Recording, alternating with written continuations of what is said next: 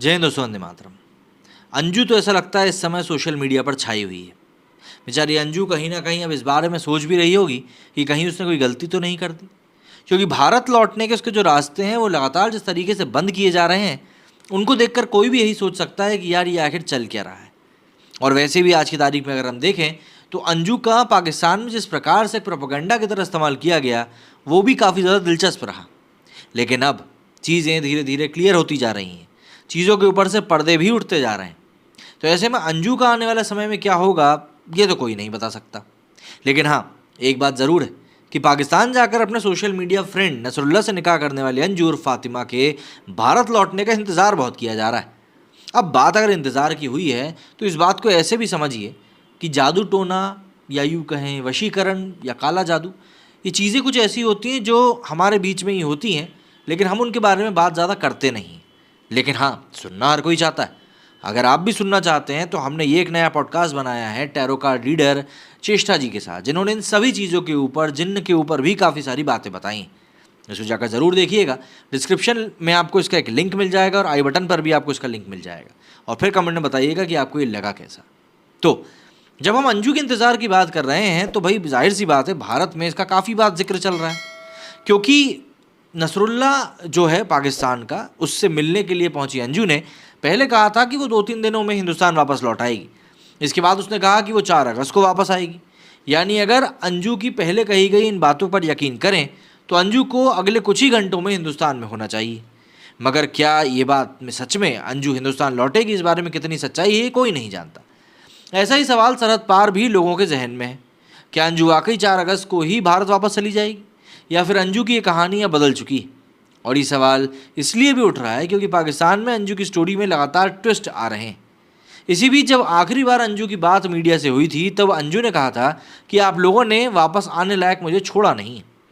जाहिर है, हिंदुस्तान में हालात अब अंजू के हक में नहीं है। खुद उसके पति से लेकर पिता तक सब उससे सख्त नाराज़ है और खुद अंजू तमाम जांच एजेंसियों के रडार पर है। ऐसे में अंजू की बातों से फिलहाल नजर आ रहा है कि उसका भारत वापस लौटना खटाई में पड़ चुका है। और ऐसा तब है जब अंजू टूरिस्ट वीज़ा पर पाकिस्तान गई है और उसका वीज़ा की जो मियाद है वो भी 20 अगस्त को ख़त्म हो रही है। यानी फ़िलहाल हालात ऐसे बन चुके हैं कि अंजू के लिए भारत लौटना जितनी बड़ी मुश्किल है, उसका पाकिस्तान में रहना भी उतनी ही बड़ी एक परेशानी का सबब बन चुका है।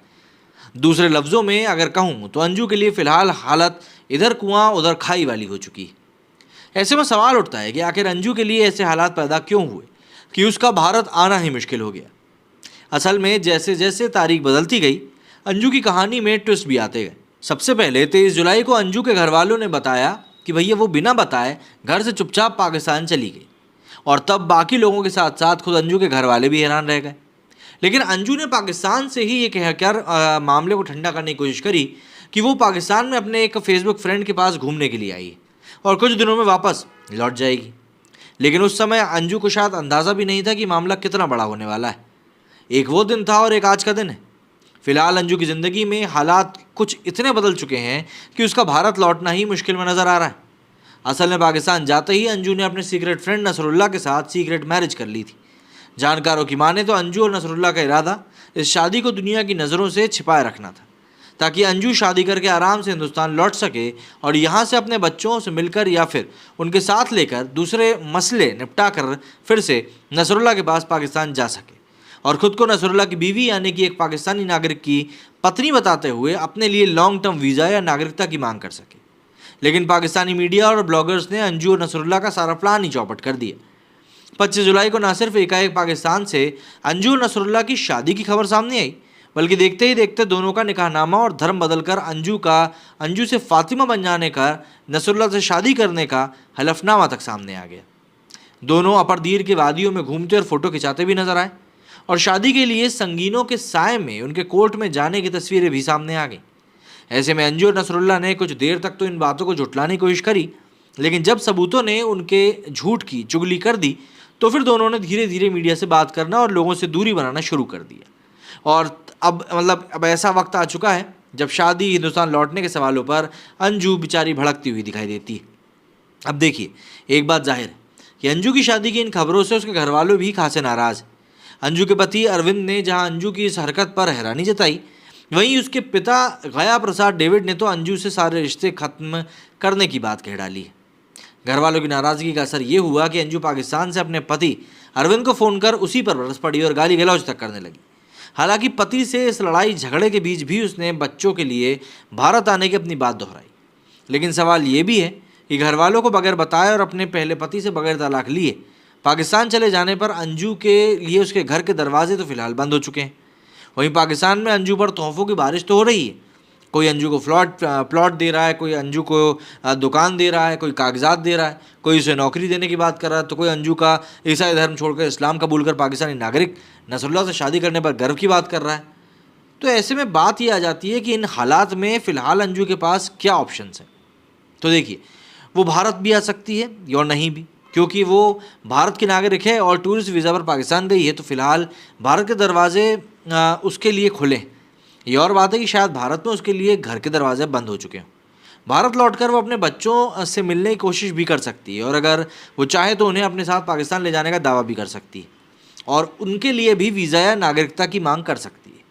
लेकिन ये भी सही है कि भारत आने पर उसे जांच एजेंसियों का भी सामना करना पड़ेगा, क्योंकि पाकिस्तान के साथ हमारे रिश्ते कोई खास अच्छे हैं नहीं। और ऊपर से अंजू और नसरुल्लाह की शादी जिन हालात में हुई, उससे उस शादी के पीछे पाकिस्तानी खुफिया एजेंसी ISI का हाथ होने का शक है। ऐसे में अंजू से पूछताछ ज़रूर हो सकती है। इधर अंजू अगर चाहे तो वो कम से कम अभी 20 अगस्त तक पाकिस्तान में रुक सकती है, क्योंकि उसके पास 20 अगस्त तक का वीज़ा है। उसके पास जो वीज़ा है, इसके बाद अगर वो पाकिस्तान सरकार से अपील करे तो वहाँ उसका वीज़ा एक्सटेंड भी किया जा सकता है, यानी बढ़ाया जा सकता है। और अगर अंजू और पाकिस्तान सरकार चाहे तो उसे वहाँ की नागरिकता भी मिल सकती है। यानी अंजू के लिए एक तरफ जहाँ भारत आना और पाकिस्तान में रुकना मुश्किल है, वहीं उसके पास भारत आने और पाकिस्तान में रुकने का ऑप्शन भी खुला हुआ है। अब देखिए, आने वाले दिनों में अंजू की स्टोरी का क्लाइमैक्स क्या होता है। वो भारत आती है, पाकिस्तान में रुकती है, उसका वीज़ा बढ़ता है और वहाँ की उसको नागरिकता मिलती है या नहीं, ये सब कुछ वो छोड़कर वापस यहाँ आ जाएगी। सारे सवाल हमारे सामने रखे हुए हैं। गुरुवार को मीडिया से बात करते हुए विदेश मंत्रालय ने अंजू पर भी स्टैंड क्लियर किया है। मंत्रालय का कहना है कि ये कोई विदेशी नीति से जुड़ा मामला नहीं है, बल्कि अंजू व्यक्तिगत दौरे पर पाकिस्तान गई। आप लोगों का इस बारे में क्या कहना है, कमेंट करके ज़रूर बताएं। मेरे सुनिए फिलहाल इतना ही। जय हिंद, जय भारत।